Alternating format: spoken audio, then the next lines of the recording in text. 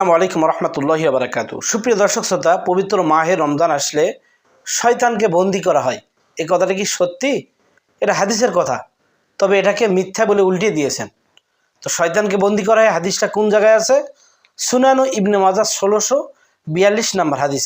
এখানে রয়েছে, যখন পবিত্র মাহে রমজান এসে উপস্থিত হয়, তখন আল্লাহ সুবহানাহু ওয়া তাআলা জান্নাতের দরজাসমূহ খুলে দেন, জাহান্নামের দরজাসমূহ বন্ধ করে দেন। আর কি করেন? শয়তানকে, জিন শয়তানকে শৃঙ্খলিত করা হয়। আর আল্লাহ তাআলা কি করেন? একজন ঘোষণাকারী ঘোষণা করিয়ে দেন যে, হে পাপাচাররা কে আছো, সংযত হও, বিরত হও। এই হাদিসটা ১৬৪২ নম্বর। কিন্তু এটা এ যাবৎ পর্যন্ত আমরা বলে আসতেছি, বরিশালের মোজাম্মেল হক সাহেব হুজুর তিনি বলেছেন এ হাদিস মানা যাবে না। পবিত্র মাহে রমজানে শয়তান বন্দী হয় না, কেননা এটা কোরআনের বিপরীত হাদিস। তো তিনি দলিল দেখিয়েছেন কি? সূরা আল আরাফ এর ১৪ নম্বর আয়াত এবং ১৫ নম্বর আয়াত। আয়াতটা আমরা একটু শুনি। ক্বালা আনজিরনি ইলা ইয়াউমি ইউবাসুন ক্বালা ফাইন্নাকা মিনাল মুনজারিন। এখানে শয়তান আল্লাহ সুবহানাহু ওয়া তাআলাকে বলেছেন, আল্লাহ ঠিক আছে, আমাকে যখন বেহেশত থেকে বের করে দিবে। এর উপরে আয়াতে শয়তান এবং আল্লাহ তাআলার কিছু কথা বলা হয়েছে। এই আয়াতে বলা হয়েছে যে আল্লাহ তাআলাকে বলা হলো যে, আল্লাহ তুমি আমাকে কিয়ামত পর্যন্ত হায়াত দাও, অবকাশ দাও, শৃঙ্খলিত খুলে দাও। তখন আল্লাহ তাআলা বলেন, ফাইন্নাকা মিনাল মুনজারিন, ঠিক আছে, তুমি কিয়ামত পর্যন্ত যারা ছেড়ে দেওয়া থাকবে অবকাশ, তাদের অন্তর্ভুক্ত, তোমাকে ছেড়ে দেওয়া হলো। তো মোজাম্মেল হক সাহেব হুজুর বলতেছেন যে এখানে আল্লাহ সুবহানাহু ওয়া তাআলা এখানে ওয়াদা করেছিলেন শয়তানের সঙ্গে যে তোমাকে ছেড়ে দেওয়া হলো। কাজেই প্রত্যেক বছর এই রমজান মাসে আবার যদি শয়তানকে বন্দি করা হয়, তাহলে আল্লাহর ওয়াদা থাকে না। আল্লাহ একবারেই কিয়ামতের দিন শয়তানকে বন্দি করবেন, এর আগে আর করবেন না, এটা তিনি বলেছেন।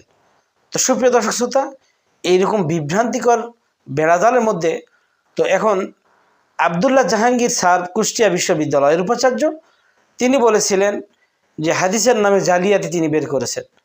আর মোজাম্মেল হুজুর বরিশালের, তিনি কি করেছেন?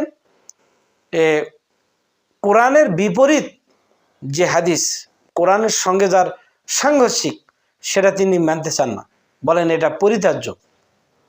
তো এখন যে সমস্ত মনীষীরা হাদিস লিখেছেন, অবশ্যই কষ্ট করে অনেক যাচাই বাছাই করে হাদিসগুলো লিখেছেন।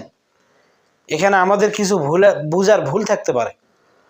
কিয়ামতের দিন পর্যন্ত শয়তান খোলা থাকবে, ঠিক আছে, তবে রমজান মাসের দিন, এই যে আল্লাহ রাসূলের মুখ নিঃসৃত বাণী যে শয়তানকে শৃঙ্খলিত করা হয়, তার মানে রোজাদার থেকে রমজান মাসে শয়তানকে দূরে রাখা হয়।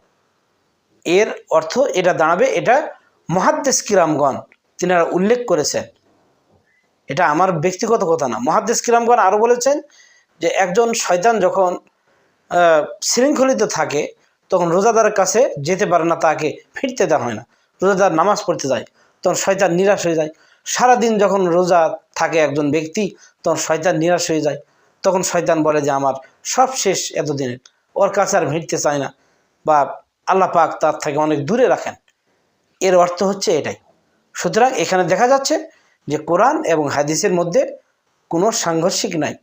কোরআনও ঠিক রয়েছে, হাদিসও ঠিক রয়েছে, বাদবাকি আল্লাহু আলাম। সকলে ভালো থাকুন। আসসালামু আলাইকুম রহমতুল্লাহি ওয়া বারাকাতুহু।